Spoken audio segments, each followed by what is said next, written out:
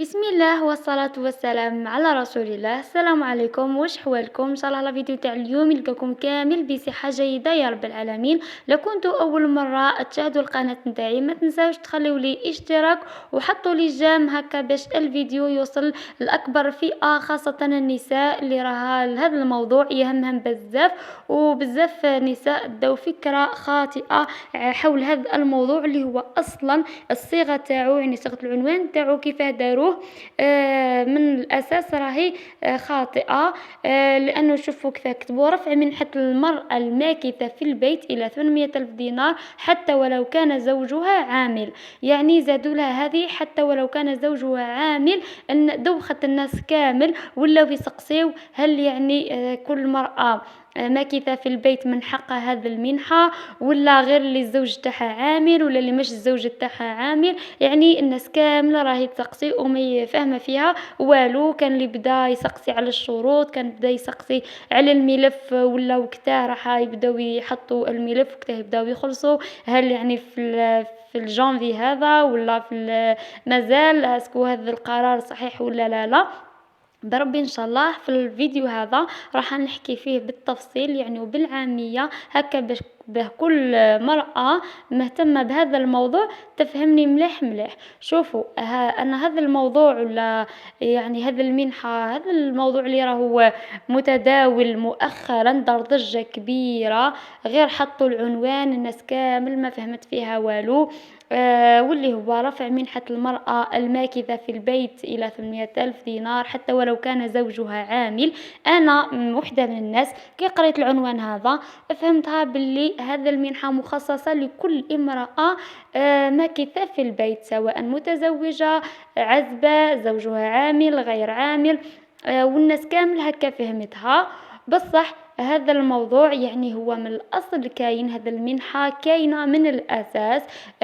تسمى بمنحة الأجر الوحيد، واللي هذا المنحة تخص كل زوجة الزوج تاعها عامل في الدولة، يعني يخدم عند الدولة. راهو يخلص عليها 80 ألف و30 ألف كل طفل، يعني عندهم الولاد كل طفل يخلص عليه 30 ألف و80 ألف للزوجة. اقترحوا راح باش يزيدوها، باش يزيدوا يعني يرفعوا في هذه المنحة اللي كاينة من يعني من التسعينات ما زادوش فيها هذه المنحة. هذا برلماني اقترح عفوا قلت لكم هذا برلماني اقترح على وزير العمل انه يرفعوا منحة المرأة الماكثة في البيت اللي من التسعينات ما زادوا لهمش فيها اخلاص.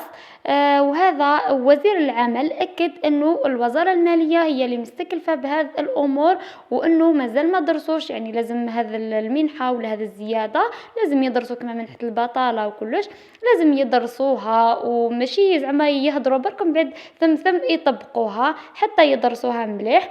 من بعد اي قرار رسمي ويقولوه لنا، يعني مازال ما كانت حتى زيادات وما كان حتى خبر صحيح حول هذا الموضوع. وكما قلت لكم هذا المنحة تخص الزوجة اللي الزوج تاعها يكون خدام عند الدولة، لازم يكون خدام عند الدولة، ماشي زعما يكون خدام عامل يومي ولا خدام في مؤسسات خاصة. هذا مم يكون مسوري بصح ماهمش معنيين بهذا المنحة. المرأة الزوجة اللي تكون متزوجة برا زوج تاعها يكون خدام عند الدولة وتكون ماكثة في البيت ما تكونش خدامة، هي معنية بهذا المنحة. يعني كل زوج يخلص على الزوجة تاعو 80 ألف و30 ألف على كل طفل. لازم من الشروط يعني هذا المنحة يكونوا عندهم أطفال، يعني كل طفل يخلص عليه 30 ألف. وهنا قلت لكم اقترحوا باللي تكون زيادات على لا إن شاء الله يزيدوا لهم. وثاني لانه 80 ألف ما عندها ما دير وما عندها ما دير، على بالنا باللي نورمال يعني كل مرأة جزائرية تكون ماكثة في البيت ولا خدامة تكون عندها منحة، خاصة الماكثة في البيت. نطالب يعني من هذا المنبر نطالب يعني أي مرأة جزائرية ماكثة في البيت تكون عندها منحة، خاصة يعني في الظروف هذه اللي رانا نعيشوا فيها، وفي ما 80 ألف ولا 800 ألف ما عندها ما دير. وماذا بينا تكون هي خاصة بها، يعني ماشي داخلة في الشهرية نتاع الزوج نتاعها. كيما هذا المنحة تاع المرأة الماكثة في البيت اللي راهم يخلصوا تاع الأجر الوحيد.